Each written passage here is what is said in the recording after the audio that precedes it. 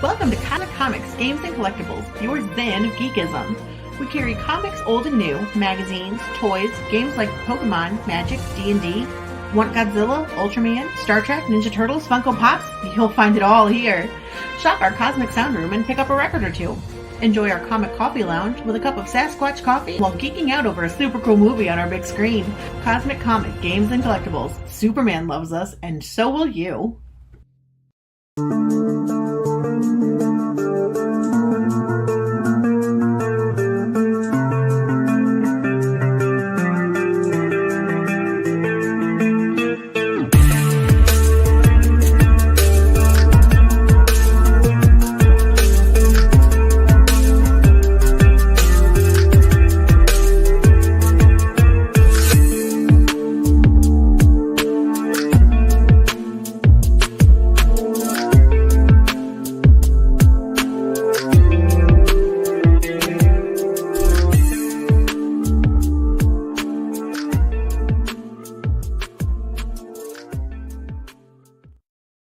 Hi everyone, Jason Hunt here, inviting you to join us every Saturday morning for news, the week's headlines in science fiction, fantasy, horror, comic books, video games, plus Comic-Con updates and the weather, and the occasional interview along the way. We call it Good Morning Multiverse. We hope you join us every Saturday morning at 11 a.m. Eastern, 10 Central, right here on Sci-Fi for Me TV.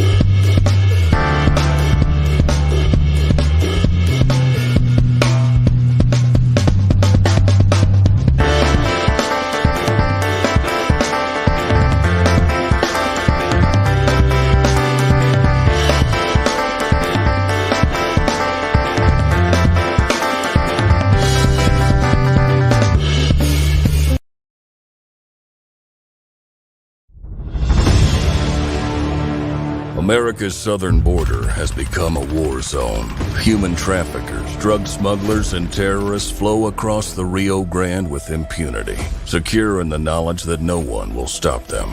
A distant federal government lectures Americans on their privilege while punishing overworked Border Patrol agents who were helpless to stem the tidal wave of invaders and determined migrants. Second-generation Cuban-American Marcos Zamora is a military vet, more patriotic than most Americans. No longer able to ignore the chaos at his doorstep, he acts.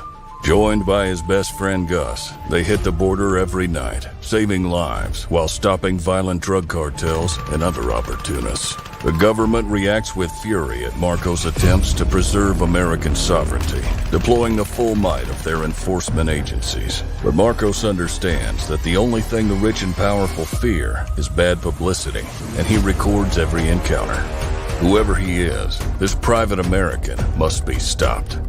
Illustrated by Richard Bonk and written by Eisner winner Mike Barron, Private American is his version of Captain America, and maybe a little Punisher, taking part in this ongoing, violent, and very real battle of good versus evil in the war for American sovereignty. Grab your copy at theprivateamerican.com. We have a secure border, and that is a priority for our administration.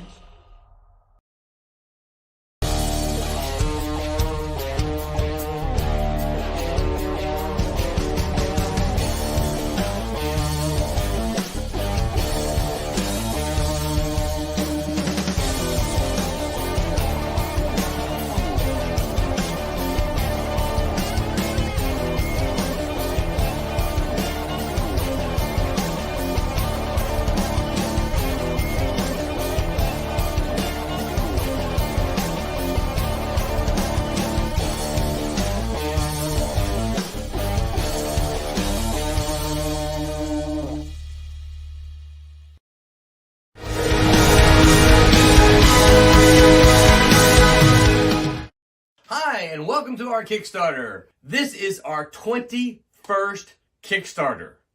21. That's pretty cool, isn't it? If you've been around for the others, thank you so very much for your support. You know that we like making comic books, and you know that we deliver, so thank you so very much.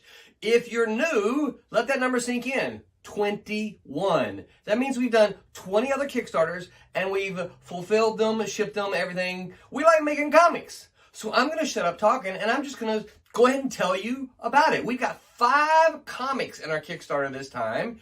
The first one I'm going to tell you about is Trumps. This one is Trumps number 4. It's the conclusion of our mini-series. All the armies are in place. The battle is about to begin. We've got the clubs and the diamonds. They're about to go to war. And then there's spades and there's hearts. Only one of them can be Trumps. Who's it going to be? You got to read the book to find out. Now, I'm going to let Barb Kaalberg tell you about Divinity. Take it away, Barb. Hi folks, this is Barb Kaalberg, creator of Divinity. As most of you know, Divinity is a young girl with amazing healing abilities, and everybody would like to get their hands on her.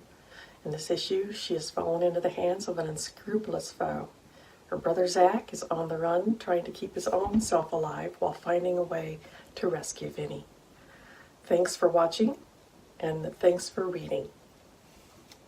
Thanks, Barb. The other one I'm going to tell you about is Switchblade. This is another conclusion to a mini-series. This one's Switchblade number 3, and it concludes our mini-series of Switchblade. Again, the pieces are all in place. Is Scott Nathan, aka Switchblade, gonna have the grand finale battle with this serial killer? I think he might. But are the cops gonna get in the way? Don't know. You gotta back the Kickstarter and find out so that you can read it. The next one is the new book by K-list writer Brent T. Larson. This one's called Cape Town. We've got a superhero theme going on this time. Did you not figure that out? Cape Town is another one. It's in the last days of superheroes. Are the superheroes all gone? Where have they been? Where do these superheroes come from? That's a mystery to be solved. And you've got to read Cape Town number 1 to find that out. And the final book I want to tell you about is The Pendulum. It's number 1 of one of our remix series. It's about an aging superhero who is looking back on his life. And he's like, man, what can I do? I've had a superhero life, but I've got so many regrets. But I'm an old dude now. What am I going to do?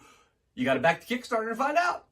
Back it if you can. There's 5 comics. There's all kind of tier levels. We've got all kind of add-ons that you can include. Original art. There are back issues. There are t-shirts. Back where you can.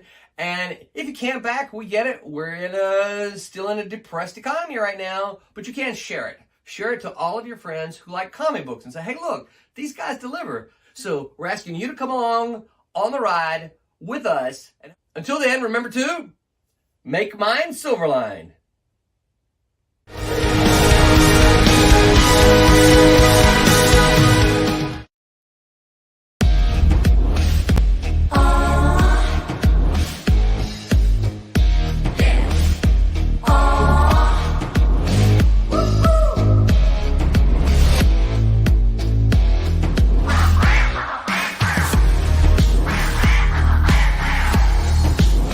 Your favorite podcast is Critical Plus.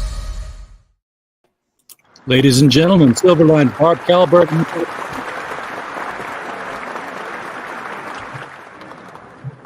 Welcome to the show again. This is becoming a repeating event. Every time Silverline does a Kickstarter, we have three nights set aside in a week to devote to it and have different parts of the team on. Roberta, how are you doing this evening? Welcome for your first time to our show. Hello, first time to your show. Yes. Hi. So I know Barb's history. I don't know yours. So guess what? You're going to get a lot of intro questions. Oh, all right. Well, I guess let's start off from the top. I right out of college or during college, I joined forces with Malibu Comics in the 90s. Yay! Fun times. I feel like I tripped onto an experiment that turned into like the most fulfilling job I've ever had. just blew my mind how much we could affect, how things were done with color, and the talent we had was really amazing. And the energy, I've never seen anything like it. And so that's where I started out. So it created that bubble of awesome. And we were bought out by Marvel, and things went a little awry, and then we all dissolved and went our separate ways, and I picked up my pieces in graphic design.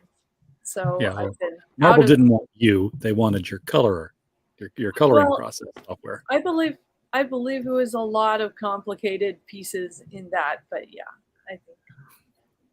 Were you into comics before you graduated college? I not as much as a lot of people were. I was more of a sci-fi nerd at the time. I liked comics. I read some. I liked Daredevil. I liked Elektra in particular. I liked an awful lot of the newer stuff that was coming out. I even think that Barb had a hand in some of it. The Interview with the Vampire that was out. From Innovation? Yeah, Innovation was my favorite.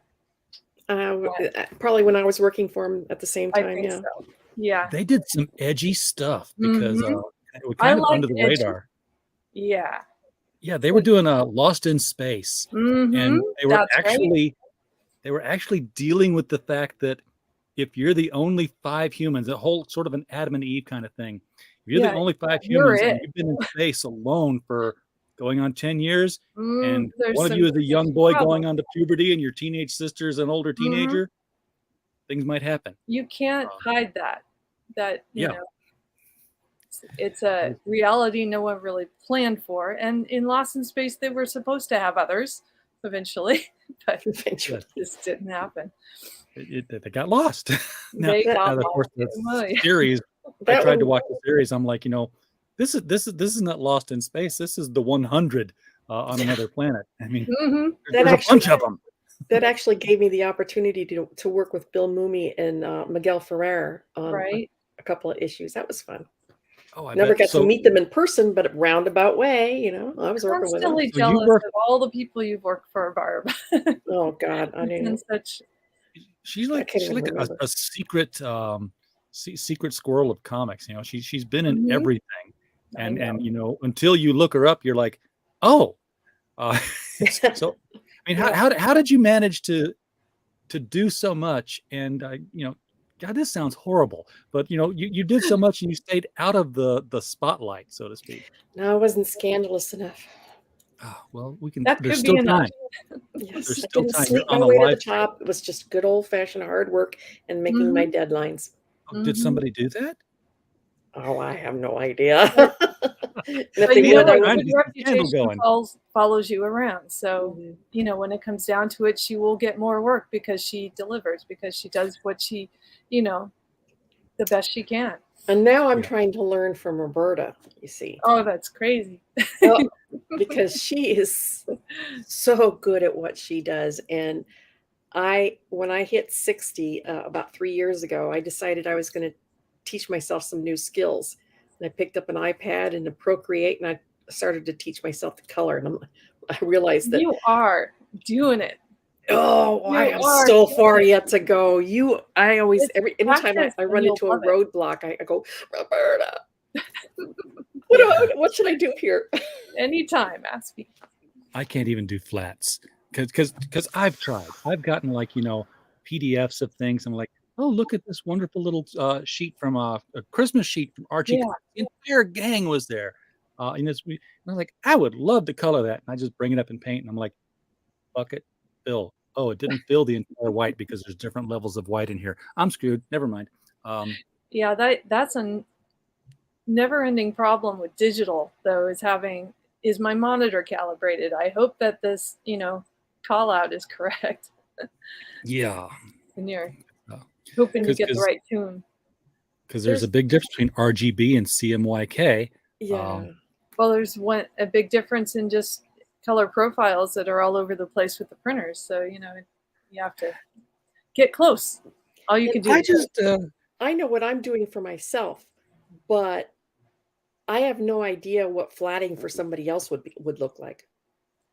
I Well, don't know in what my draws well. opinion, I've always done all of it, so I don't even understand having these minions that flat for you. That's awesome. It's cool, but I feel like, well, isn't that just step one of the process? You get that. But when you really look at it, it does take a time investment. Yeah, well, it does. And So you have all of these things that you have to analyze in a piece of artwork, and you say, these thick lines, I gotta, make whatever's inside of the thicker lines important, and say that's in front, that's gotta command attention. And then you look at, the level of detail and try not to make the coloring so severe that you don't see it. yeah, and the coloring really does change the mood of a story, doesn't it? I mean, you don't get That's a what it's you don't get a about. Swamp Thing Bernie Wrightson page and color it with primaries. Right.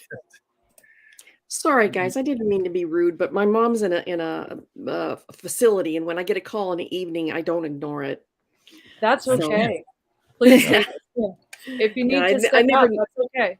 I never know if it's your mom fell or something like that, or in this case, it's like your mom needs a haircut. I was like, okay, can we talk about this later? I'm in the middle of a podcast. They don't know. Yeah. This is something you can do. Well, you don't need my permission on this one. Yeah, it's all good.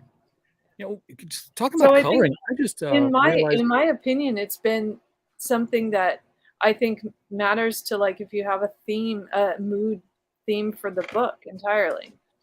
Like, is this something that's bright and cheery? Is it something that's flat and muted?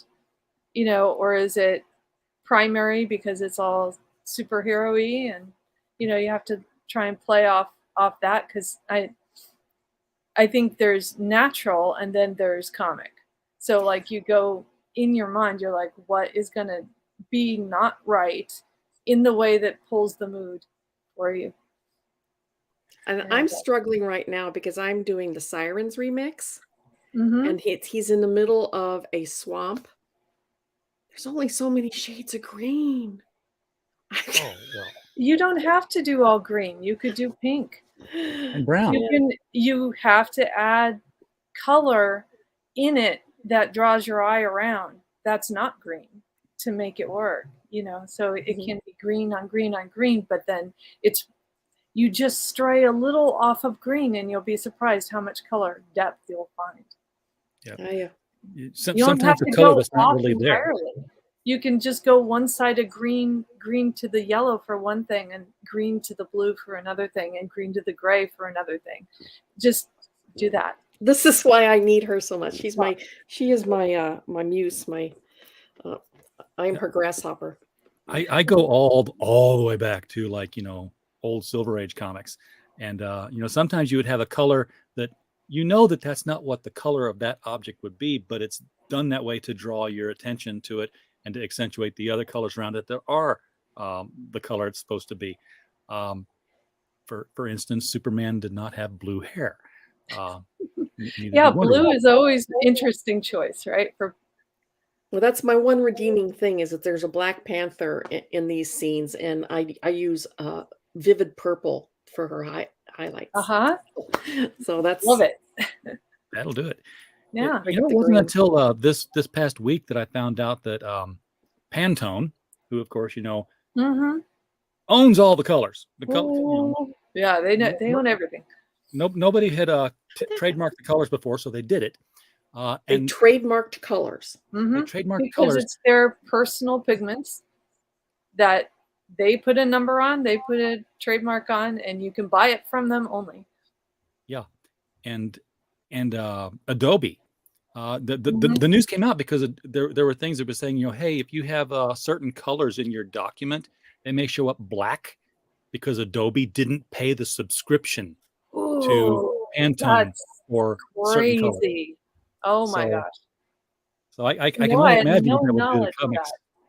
Now I'm gonna have to look into that. I was like, what? I'm like, has anybody figured out air yet? Because oxygen is something I'd like to put a number on, and trademarks in air. Exactly. What about this super black and this super pink? The ultra, Yeah, the it's black is so interesting. black that it swallows colors or whatever. That sounds interesting How to do they me even do that? because I it haven't figured out doesn't how they do have white. reflection. The pigment doesn't reflect anything. Where So it's like usually black is a gold. little shiny somehow, somewhere. And they'll But have if it's not shiny somehow, Hello, there it Eric. is. It's Hello, a Mike hole. Walters. Glad to see you both there. Yeah, there's okay. So Ingram Spark has been doing graphic novels for a while now, and they're just finally getting into doing comic books and color stuff. But my good friend and LCS guy Mike Tierney got them on the path to this 20 years ago with his graphic novel, and they had not done anything at all in the world of art. Everything they'd done had been, narrative print novels and stuff. So he's on a conference call with them, and he's a journeyman printer. So he's using the lingo that they don't know. And he's looking at his art pages, and it's a black and white book, and he's like, "Are your printers capable? Do you have any problem printing heavy blacks?" Mm-hmm. And he said there was a long pause until an intern spoke and said, "I think he means large areas of black color." Oh, yeah. Oh man, that's funny. But it's a different language because as much as comics are collaborative, sometimes everybody's got their own little silo of what they know Yeah, to do. my favorite thing, well, because I was younger, I thought it was funny we had a stripper. Ooh, yes. All they did is peel film, but But they were a stripper. Yeah, that's I how saw Okay. many furniture manufacturers in North Carolina were always hiring strippers. I'm like, this must be the best Yeah. place to work ever.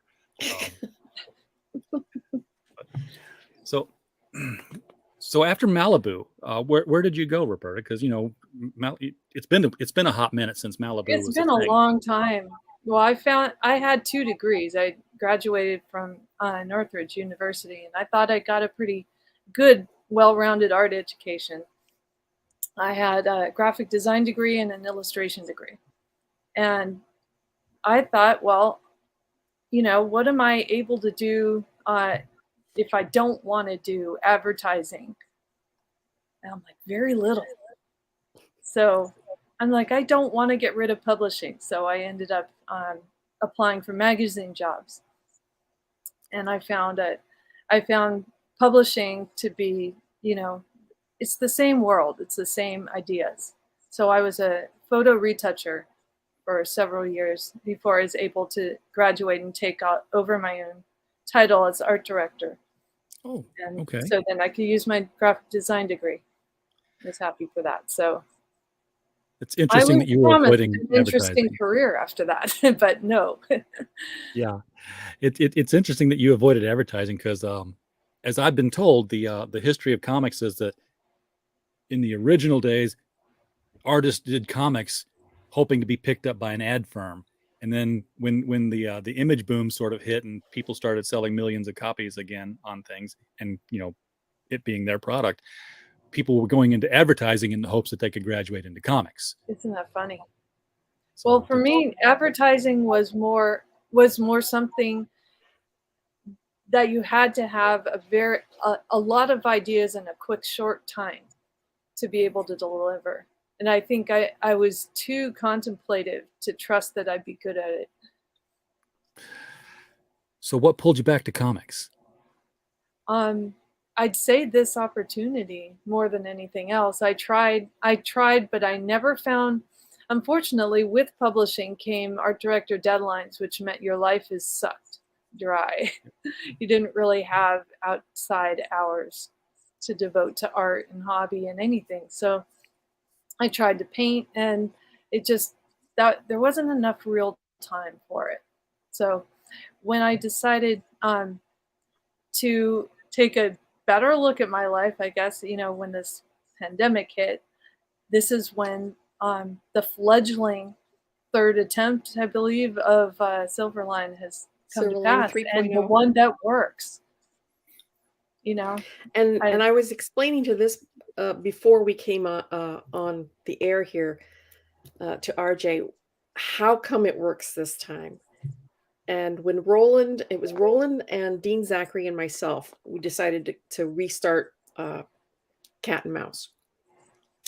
And then after that, we kickstarted it successfully. He's like, I really want to start Silverline again. I've done it 2 other times, and both times it was just too much for me. I tried to do everything, and I couldn't do it. He goes, if I do it this time, I need help. And he says, asked for help and yep. got a team. Yeah. And he goes, so he says, Barb, is there anything else that you can bring to Silverline besides inks? And I said, well, I've just spent 20 years as a corporate accountant. He goes, fine, you're our CFO. And that's the way that he gathered people. He goes, do you have any other skills that you can bring to Silverline? And that way we found people who were good at concept and social media and advertising and all different types of aspects to the business, so that he doesn't have to carry everything on his own shoulders. And then BJ jumped in, and she's been, oh God, she's a wonderful goddess. She is a goddess amongst women.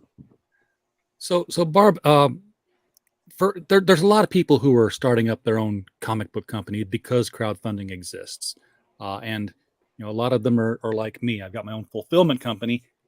I'm the company. I'm right here. Look at all these Geminis on both sides of me here, that are stacked up for the projects I'm working on.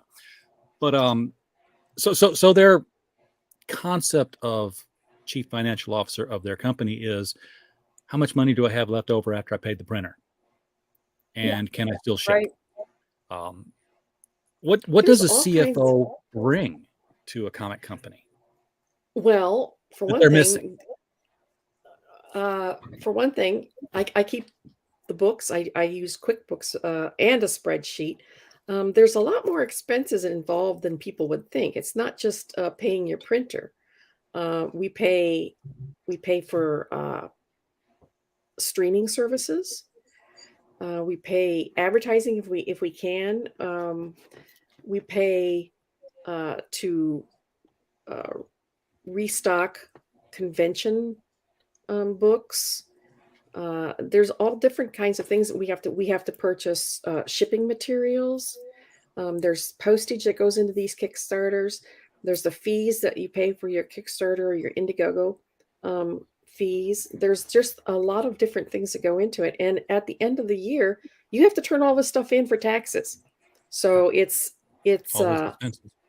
incumbent upon you to keep very detailed records and keep your receipts. Now, since they live in Florida and I live in Wisconsin, I get copies of all the receipts, and I print them out, and I also digitally attach them to the invoices and the expenses and stuff like that. So it's a lot of different stuff that goes into that you have a hard time imagining until you're actually right in the middle of it. Mm-hmm. Yeah, one of the financial things that I keep forgetting about, and I think a lot of people don't really think about when they're crowdfunding, is the shipping cost. I mean, they figure out, what's it going to take to ship it, and that's fine, because I help people out with that before campaigns launch. But then they're like, okay, I need $5,000 to print these and have them sent to me. So they set their goal at that, and then what happens is they've got a $20 book with $10 shipping. And notice when you back that $20 book, the funded amount goes up $30. Yeah. Because both the crowdfunder places count the shipping as part of the goal.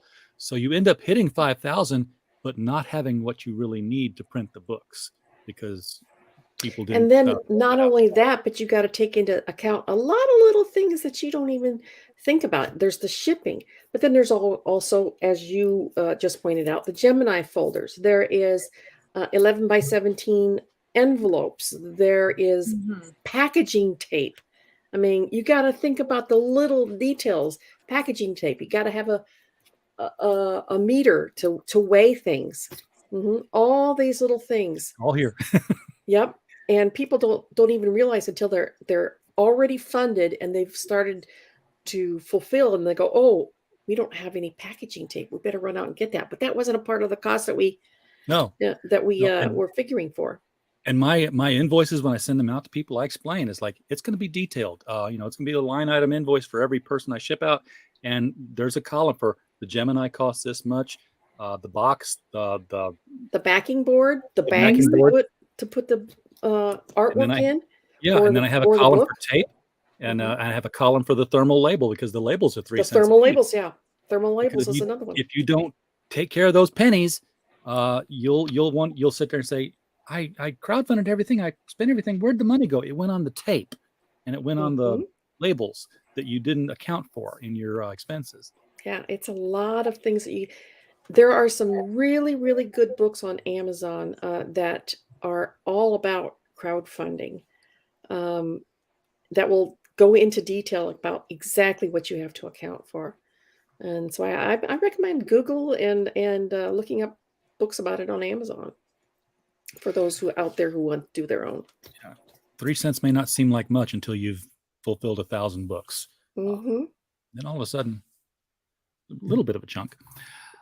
So Roberta, with Barb doing the CFO stuff, were there any other talents in your background that Roland said, okay, you're fulfilling this for Silverline now? I mean, as sort of an art director, or I hope to do more in the future. I haven't been able to balance the day job plus Silverline very well, but I do plan on giving some more of my graphic design talent and art director talent to it, especially for promotional materials. Yes. And possibly for merchandise, and that sort of thing needs attention. So yeah, I do. She's got a really, really good eye for saying, well, you need to balance this out with this color, or you should probably do it in this way to draw attention to that, which I do not have. I've lived in black and white for 30 years. That's been my whole world is how to bring out black, dynamic art in black ink. But yeah, I never had to think about color schemes and mood boards. This is all new stuff for me. Yeah, it's a lot of extra attention to things that make such a big difference. If you don't pay attention to it, you notice that you're not as interested. So Roberta, was it you that made sure that all the Silverline t-shirts were consistent in their design? It wasn't me, but I do appreciate how we do seem to have a look already. There's kind of a look to it. So there is. There's that. There's something for me to work on and do in future things. That was not me, but I can carry it forward. We spend a lot of time talking about process because I love talking about process. I can do that all night. Oh, look at our Cape Town pendulum, Switchblade, Affinity, Trump. That's a lot of stuff. Yeah, and you should see the amount of art that we have for sale. We have 5 books, and each one of them brings some artwork. I know I had a lot of Divinity artwork, and I know Roland had a lot of Trump's artwork. And there are some amazing pieces for sale on this. In fact, I don't know if you know who Mark Nelson is. Amazing artist with Grazing Dinosaur Press. He did a piece for Divinity that is for sale here. I've got a piece from Ken Hooper. I've got a piece from Dean Zachary. They're all escaping me at the moment. But and of course, there's pencils from my penciler, Alex Sarabia. Rick Hoberg, I have a piece from him too. Oh, nice. All for sale on this. So, and that's only part of it. Each book has got something to offer. It's I cannot spend. If I try to focus on this campaign and go into it in detail, we'll be here for the next 7 hours. Yeah. And because there's so much. No, Mike, and Roland will tell you. Everybody thinks the same thing. Trump's was not about just happened to be that it's a coincidence. We're talking about the Trumps as in the card games. Yeah. So it's a battle between the suits. I'm still trying to talk Roland into scripting his own Crisis on Infinite comics. To bring all the worlds together for just one great big 100-page, 80-page, 30-page, I don't care, special. It's like, no, look, it's just like, every one of the books ends and you turn the page at the last panel on the second to last page is like, oh my God, what's that? And you turn the page and this is big full page panel of the surroundings, and the sky's gone dark. And in every book, it's the same thing in the sky. This long, jagged silver line. Oh boy, Oh, that's cool. And then just go into it, and then just come back, and it's like, everybody's back where they belong. But that's because I'm Wow. a geek at That's heart. interesting. I love those kind of things. So when Crisis hit when I was 13, 14, 15, it's been a while. I was like, first of all, I was like totally into it because it's like everybody was in it. It was George Perez. But secondly, I was like, why do you think I'm stupid and can't understand the concept of parallel worlds? Because that was the whole reason they did it, was like, no one understands the whole parallel worlds thing. And now Marvel's claiming it, and DC's trying to get it back. The And, multiverse. DC's trying to do it too, so they're all in. but yeah, Well, look at this look on the shirts here. This is what I'm talking Yeah, about. isn't that great? It's very consistent look. I want one for every day of the week. Yeah. Well, I have to give credit where credit is due. That was originally the Divinity here was done 2 or 3 years ago, a couple of years ago, by Kevin West, and he started the whole circle in there, and we just kind of went with that. So he was nice enough to do a bit of artwork for the original Divinity #1 with the whole circle thing, and it worked so well that we kind of ran with it. Well, let's talk a little bit about Divinity and who she is. That is the story you're on, Barb. So let's kind of tease why people need to read this book, because it's not a mask and capes kind of superpowered person story. Not at all. I've been extremely fortunate to have a lot of people come up to me and gush about it. So that's very fulfilling. I just came off of a 2-day show, which is, if I yawn during the show, that's why, because it was exhausting.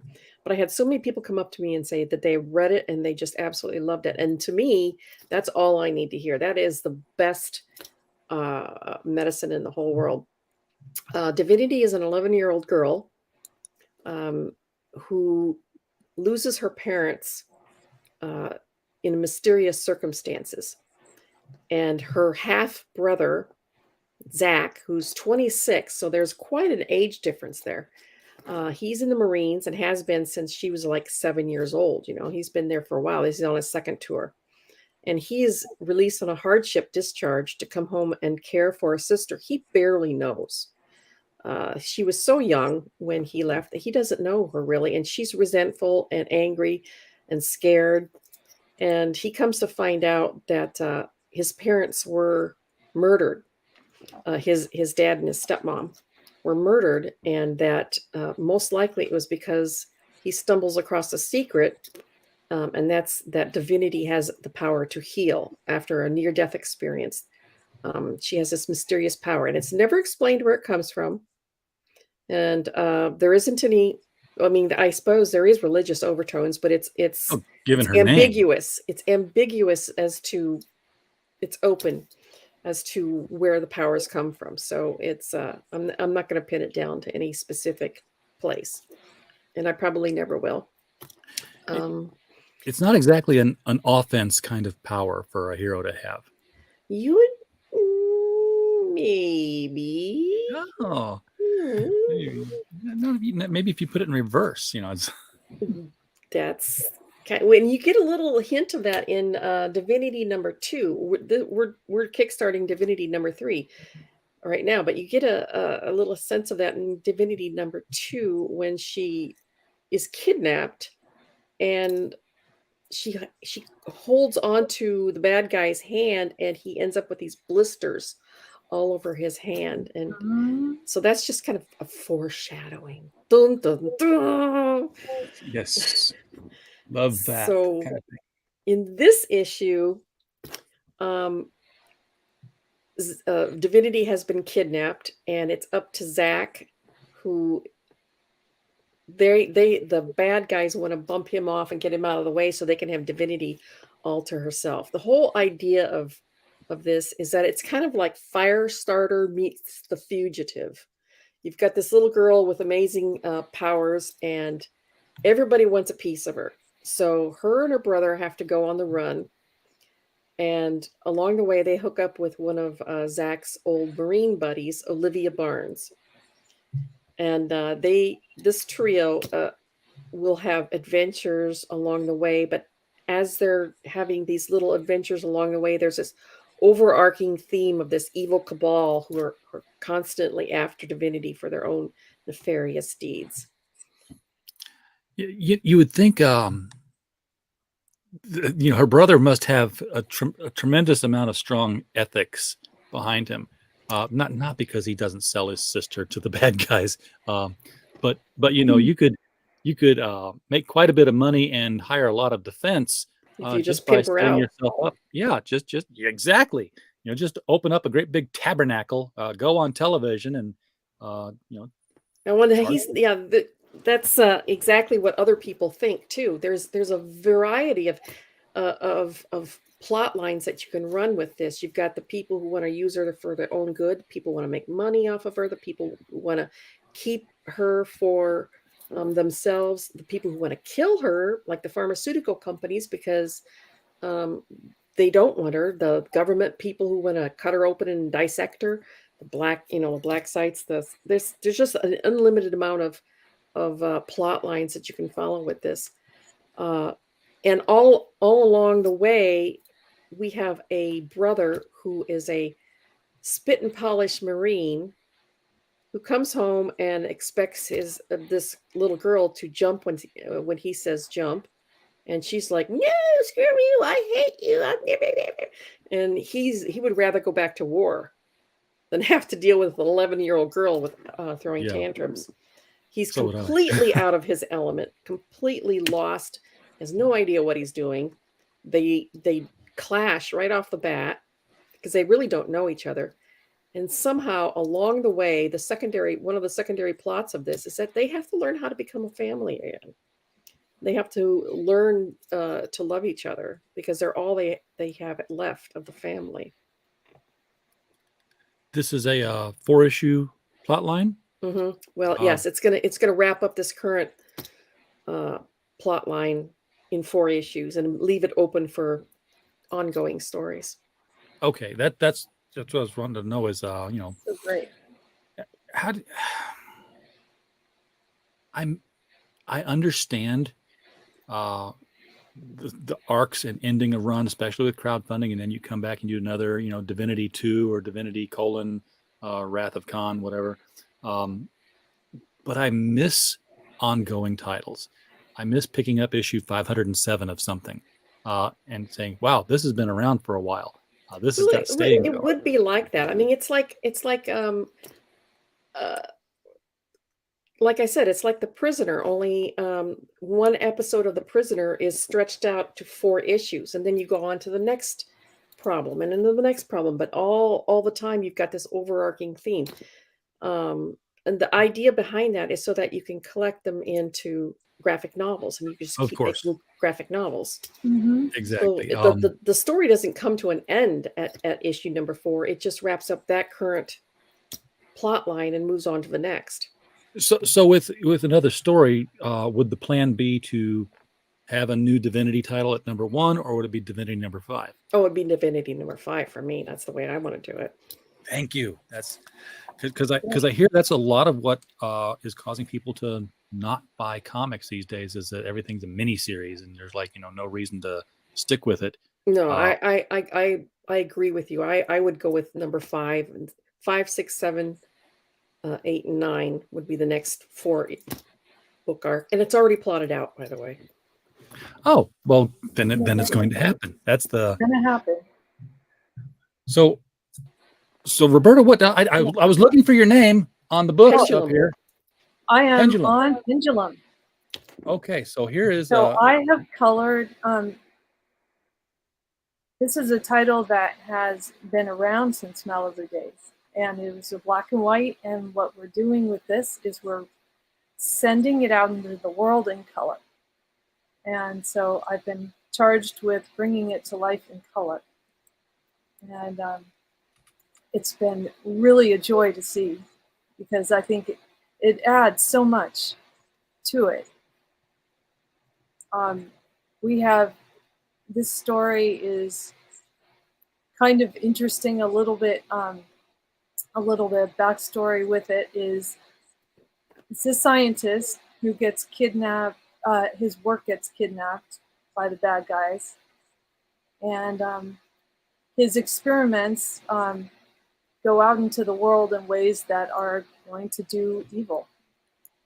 And he tries to make his own way as a superhero using his creation.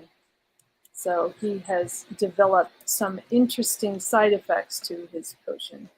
It's an interesting mix of line art here, and I can't tell whether this is a dream sequence or what, but it's almost like it goes from here on the left, like a Mark Trail. That is a dream strip. sequence. It's actually his nightmare because he lost his wife.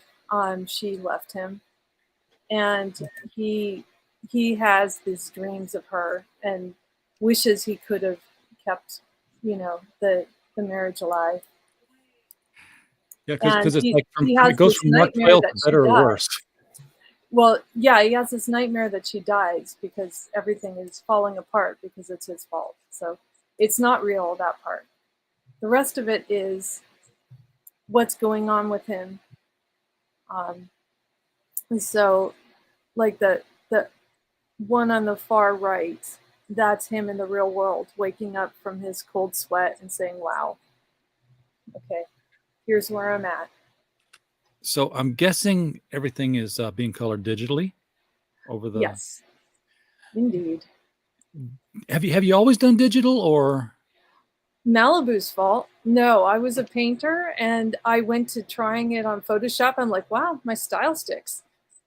So it seemed good enough for me. And Photoshop was weird at the time. Nobody really knew all the ins and outs of it when we were starting. So I learned it from the ground up, and it just was a tool that managed to do what I needed it to do. Yeah, I think there's very few people who do everything in Photoshop. I think a lot of people just, this is the thing I need to learn, and they do that one little thing. So it's like they've got the 6 pages of the encyclopedia that needs to apply to their technique. Well, Malibu had a way of we were a small company, but we had a group of people all dedicated just to that, and so we all kind of figured it out on our own and then came to each other with questions. And I realized that Photoshop is extremely versatile. You could decide what style actually fits your art approach and make it work. The Malibu coloring department was legendary. It was amazing. Yeah. It was not just legendary, but it was groundbreaking. It was they were doing the things that nobody had done before, and that's why Marvel bought, part of why Marvel bought them, to get that coloring processing down. But yeah, I've seen you can. It is the time factor, if nothing else, that they really wanted. The fact that their coloring department was not as efficient, it was not as quick. Not that it didn't have style and talent. But it was definitely, the digital process was streamlined at our place. And I think I learned so much more artistically just because that was what I was supposed to do 8 hours a day. Pixel Trader says he's used it since before the time it had layers, which... Yeah, we didn't have layers either. We did alpha channels, and there was a restriction on how many alpha channels you could have. So our selections, we couldn't really save all of them, just the majors. So you hoped you didn't have to change much. You can make special brushes. I mean, I saw somebody drawing with a brush that drew chain. He just dragged the brush around and it was leaving chain link behind him. Stamp brushes. Yeah, it's like, is that really art? I mean, that's like the next step to AI, which is another kind of art, but it's a different thing, entirely. Because the point with comics is there's different perspectives all the time, different camera angles. And to put something in a stamp flattens it. You'd have to adjust each and every piece of it. And I think it falls apart to the point that I wouldn't want to keep stretching a piece of art to make it fit the perspective. I'd rather just redraw it and have it done. Yeah. I've seen digital coloring done that way as well, where it really flattened the object. And what I mean is I've seen like somebody's wearing a plaid jacket, and you can tell they just took plaid and laid it on top of it. So the plaid doesn't even go around the curves of the Doesn't arm. contour. Yeah. It takes a lot of people not seeing that art as faulty to have it happen. You know, you have to have an artistic eye to say no. George was doing it all before Malibu. George, Yeah, good well, to see you in the show, good man. for him. George has been doing digital art, and now he's doing 3D art, and he's gonna be doing some digital art for me if I'll get off my butt and start finding the panels I need for him to repurpose. We're doing some golden age repurposing of the clock, which will be fun and in the future. Well, good. So anyway, Pendulum's an interesting story about a tragic character that really didn't want to be a superhero but feels obligated because of his part in it, in the evil he unleashed in the world. So where does the name fit into the theme of the story, Pendulum? Because of the side effect of his potion, it was supposed to give him longer life or help him not die or something like that. That didn't work.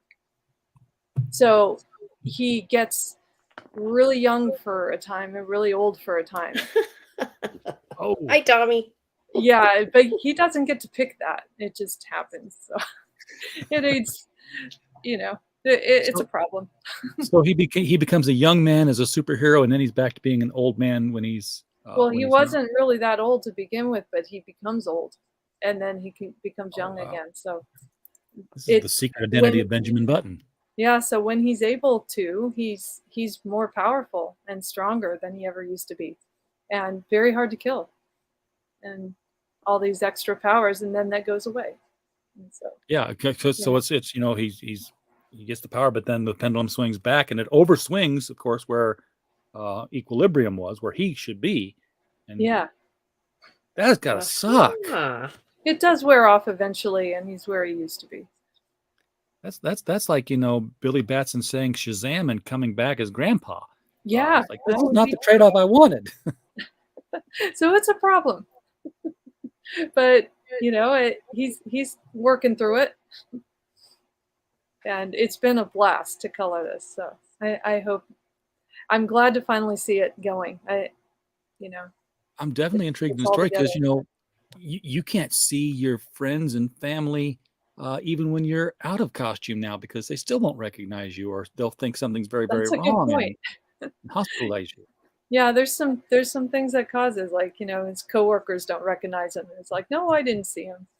Yeah, you look terrible. And his ex certainly isn't going to want to hook up with an old man now. Yeah, that's over. And if there's like no mirror that he encounters on his way to his ex, he might be in for a rude surprise. Yeah, right.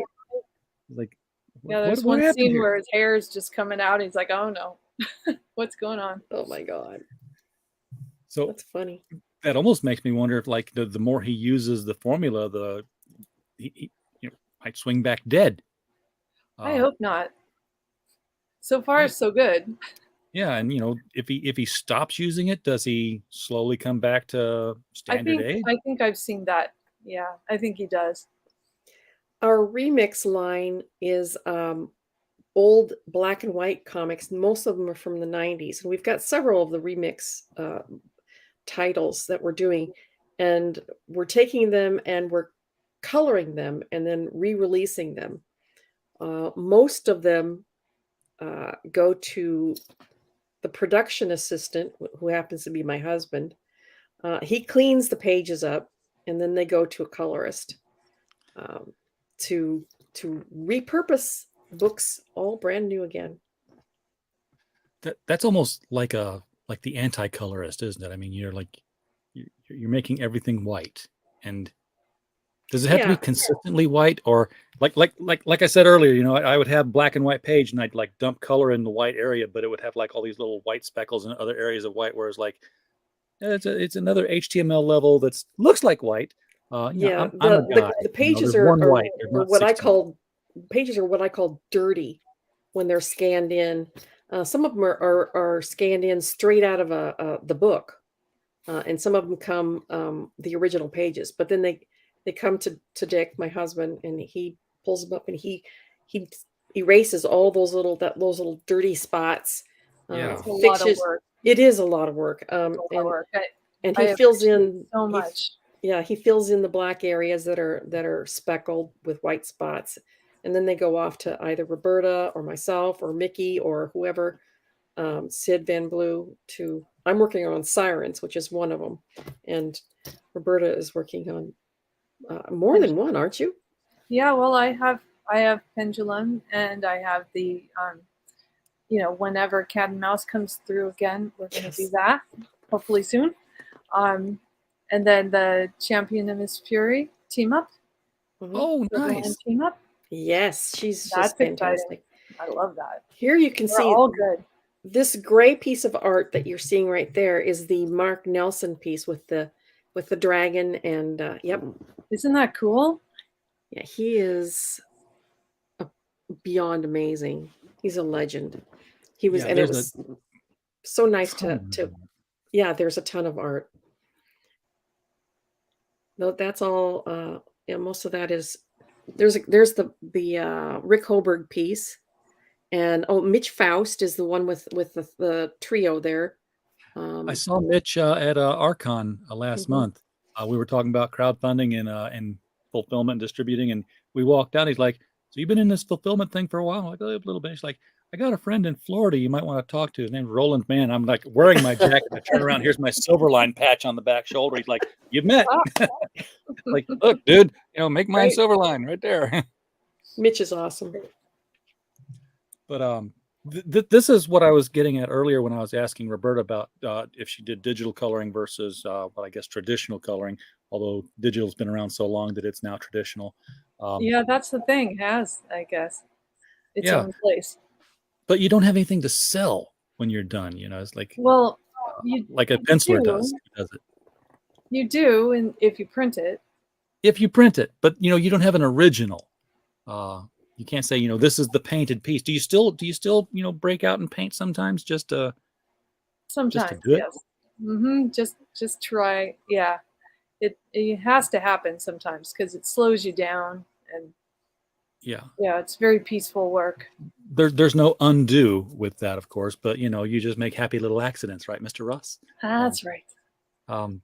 I haven't really seen that much original colored and or painted comic artwork. I think the last time I saw it, I was at late 80s, and Sheldon Moldoff had a great big painting behind him of the Golden Age Green Lantern. It is a little card table about the size of the one I'm sitting at, him and his wife, and nobody in line. Because I have a friend who sells a lot of her old pages, Linda Lessman Reinhold, Bill Reinhold's wife. Okay. They do conventions. She was a colorist. She sells her original colored pages back when they was all colored by hand. That's about the only person I've seen sell old colored pieces. I grew up in Sparta, so while I was getting my comic books basically for free from anybody who worked at the plant, because that's where all the comic books were printed, was Sparta, Illinois, for decades. So people just took home the print overruns like the day old donuts. But one of the things that I used to have that as a comic book geek and collector, I thought I'm the only one with these things, and I was, were the plates. So I had like plates for the covers, and there were these bronze things that just had the raised outline of the line work. But I only had the black plate. I see. As I learned about the process, like, there was a yellow plate, a red plate, a blue plate, and they were all stamped on all together. Yeah, quite the process that it took. Carefully aligned. Yes, you could tell when they weren't, because you'd get a comic book like, why is there a yellow shirt an eighth of an inch over from this blue shirt, leaving the green stripe over here? And now of course everything's print on demand. It's all digital. It's just everything is uniform. Everything comes off the printer in 9.8. But yeah, Roland's statement was right that there's way too much artwork here to list on the campaign as individual. If you want original art, these are the campaigns to get them off of. You got ink It's pages. so fantastic how many people with so much talent have added to these add-ons. This I don't think I have. I know I don't have any interior pages. In fact, I don't have any original art that's been published in another form. All my original art is, I've gone to a con and said, "Hey, would you draw this for me?" And now it's in a frame on my wall. Commissions. Yeah, I should invest in getting something that's like, this is the original art to the cover of this comic. Yes, you see the penciled page here of Divinity by Dean Zachary, and then Tommy Floramonte inked it. And so you can get actually the penciled and the inked version of that. Isn't that cool? So I don't even know what these go for on the campaign, but I bet I can find it. There's tiers over here, folks. Pick the one that you want to do. In fact, this particular Kickstarter, we did a $1 tier. You click the $1 tier, and it's basically takes you to an a la carte where it's all add-ons. Yes. You can just pick and choose old books. All of our previous issues are available in the Kickstarter. So if you're buying, say, Divinity number 3 or Trump's number 4, and you don't have the previous issues, you can just add them on. Okay, I've been looking at my other monitor here, which is where the campaign page is listed, and I've been ignoring the chat. So we have actual more process questions in here. I'll throw this up here. Are you vectorizing the pages? Are you up-resing the scans? Are you scanning at 2400 DPI? George remastered a Cerebus volume from film, comics, and original art back in 2012, and he's just curious about how you do it. That would probably be best with you. I'd like to see what you do, Barb. With me? Yeah. I mean, I'd say I was vectoring. I was doing 1200 DPI was good enough, I feel, unless you're making something so enormous, a big folder or whatever. That you can scan it in at that, and you have enough to work with. And then you can size it down to 800 or 600 for a cover. It's perfectly acceptable. Yeah, George's book. I don't think George's book is even 2400 DPI. I think George's book is like 36,500,000 DPI, because he's shown me pages of his book, and he's like, see that mountain in the background? Watch this. And he's like zooming, and then there's a fully rendered Jeep at the base of the mountain, and you can leave a Goodyear on the tires. See, the difference is, what are you going to do that's going to make that artwork available? You can't print it at that resolution, so you're going to have to decide what the use is. If you're making this enormous poster that has detail everywhere, I can see that work. For printing purposes, anything between 300 and 600 DPI is just fine. Yeah, you're not going to find a printer that's capable of making too much sharper. The files are too large. You can't even upload them. And I work in Procreate, which is a whole different animal from Photoshop. So it's apples and oranges. So as far as vectorizing, that's really up to the art itself, because a lot of people have very fine-tuned gray work that I think it's possible that if you lose it, it ruins the work. So if you vectorize it and bitmap it, you have very little left of the stroke that the person used. So if the art doesn't need that, and it's very solid, then, it's probably better that you could try to bitmap it, make sure it's, that's just 50% on one side or the other, and it's black or white, no problem. It goes quick. But he's also asked, have you ever thought of doing an artist edition with all the scanning and cleaning up? He's getting rid of Roberta's job is what he's doing. He's like, don't color that thing. I know, right? No, I like doing the work, but I don't think it's a good comparison. I think it's better to see the pencils and then the cleaned ink, rather than the scanned ink versus the cleaned up ink. I don't think there's enough to learn from that, really. When things look good and when they don't. your heart breaks when you're like, oh, that line doesn't look right anymore. So Yeah, and it's been published and it's done. We just had an anthology go out, and I was forward and backward in that thing. Global replacing, global formatting. Had a second pair of eyes on it. Sure enough, it's been in print for a while, and I sent it to somebody, and they sent me a list of things like this is here, and this is here, and this is here. And I'm like, where were you when I was editing the book? This is all good finds, but damn it, it's out in the world now. Yeah, I've had instances like that too, where I've got a book out and I look at it and I'm like, what was I thinking? That line is in the wrong place, and it's in print. Yep, That wasn't his it's out style. there. That the line, I should have redrawn that whole leg. Well, George, this is a question I think we need to bring up when Roland's on. Yeah, and hopefully he'll be on either tomorrow or the night after, because I think there Roland's, has been mentions of artist editions, so you might need to ask him about that. Yeah, Roland's probably wanting to do it, and the CFO has said we can't afford it. Well, let me see. We have $2.50. No, I'm just kidding. That there has been discussion about that, so you'll have to ask him. I'm not going to talk for him. Yeah, then and I'm thinking, I don't know what I think the IDWs are like really thick, so I'm thinking of like a Silverline omnibus, one of these big fat books that are black and white from beginning to end, but maybe not. I don't know. I don't have the IDW. A lot to think about. Yes, I just know they're huge. They're we have the talent for it. I mean, we got a ton of really for sure amazing people working for Silverline. People who have been in the business for a long time. Oh, yeah. Roland and I have been in the industry for over 30 years, and so is Roberta. And you're working with R.A. Jones, and he's been on here a couple of times already.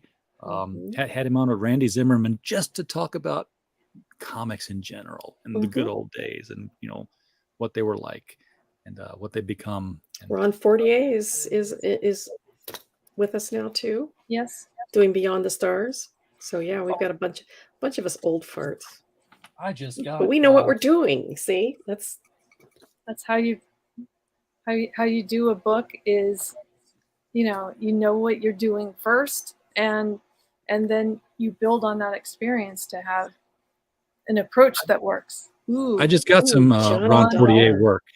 Yes, apparently this is like the 5th volume of such things. I just very nice. I was on a panel at the convention on old radio program heroes, and one of the ladies on the panel was from Moonstone, and she had these Johnny Dollar books, and is like, yeah, that's one of my favorite old time radio programs is yours truly, Johnny Dollar. That's great. And another thing about Silverline is that we finish our books before we kickstart them. And so you're not speculating on possibly getting a book sometime in the far future. They're done. They're ready to go. The only thing they need is a thank you page on the back with the people who have donated during the Kickstarter, and they're off to the printer. So you'll get your book in your hands very soon. Yep. So the CFO question on that one is, how can I afford to do that before I've raised any capital? Because the whole point of, a Kickstarter is, I can do this thing if I had money. Will you give me money so I can do this thing, and I'll let you have some of my thing? Oh, that's a secret. Okay. Trade secret. A line of credit. And I would say Kickstarter plays a big part of it, how they work, being able to bring it to people. Yeah, I think Kickstarters and Indiegogos have all become sort of they become online stores. I think they've kind of migrated away from, it's like, oh, I made money here, let me go make money there again and again and again. So maybe some people create a business out of it and say, yep, Kickstarter kickstarted my business and now I have one. But everybody else is like, I'm just happy right here. And of course, Kickstarter says, well, we'll keep taking your 5 to 7%. Sure. go out and make another $250,000, $3 million book, whatever. Because there are people cleaning up, and then there's, me. And I'm sitting here thinking, Comics is fun, but tabletop seems to be where the money is. Those guys really create some crowdfunders. Mm-hmm. Anyhow, great team at Silverline. Going to have more of them on tomorrow and Wednesday. So if you are enjoying this conversation about process, about fledgling company, ins and outs, making comics, what the comics are, come back tomorrow night, come back Wednesday night, come back Thursday night. It won't be Silverline, but we'll still have people here. We're here Monday through Thursday at 8 p.m. Eastern every night. Barb, Thank you Roberta, so much. thank you for coming on. It's we wouldn't have had a show without you guys being here to talk to. Thank you, Roberta, for helping me out, because I'm terrible carrying a show by myself. You should see it when it's just me. Then you run a rerun. You're welcome. Yeah. Also, to everybody in the chat, we can't really have a show without you guys either. We're just a podcast falling in the woods, otherwise making no noise, signifying nothing. I think I just crossed my literary references a little bit there. So we're glad that you're here, and of course, while you were all here, we just hope you had a blast. Good night.